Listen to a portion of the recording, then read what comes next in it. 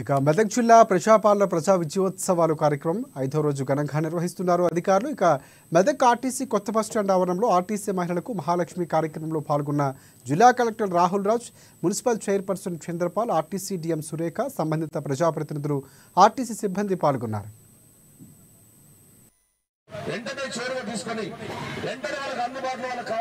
మరి ముఖ్యమంత్రి గారికి మంత్రివర్గాన్ని ఇవ్వబోతుంది.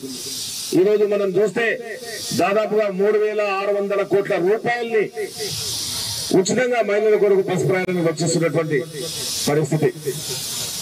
ఆ మధ్యకాలంలో కొంతమంది ట్రోల్ చేసిండు, అమ్మ అడిగిపోతున్నాం అమ్మ అంటే ఆమె బీడీలు అల్లుతుంటుంది, అలా కూర్చొని బస్సులో కూర్చొని ఆయన కింద వేస్తే టైం పాస్ అవుతుంది అని.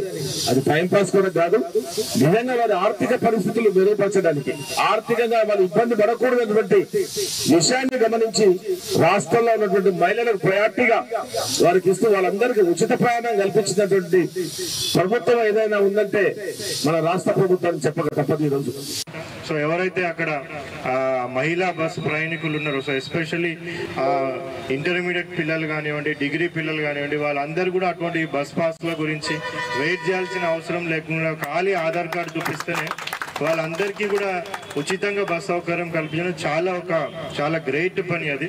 సో దీని ద్వారా ఏంటంటే ఎంతనో మంది సో ఇంటర్మీడియట్ కానివ్వండి, డిగ్రీ కానివ్వండి, ఇవన్నీ చదువుకోలేక చాలా మంది వాళ్ళ ఆర్థిక పరిస్థితి ఆ బస్ పాస్ తీసుకోవడానికి కూడా లేని పరిస్థితుల్లో వాళ్ళందరూ కూడా డ్రాప్ అవుట్ స్టూడెంట్స్ అయితే ఉండే.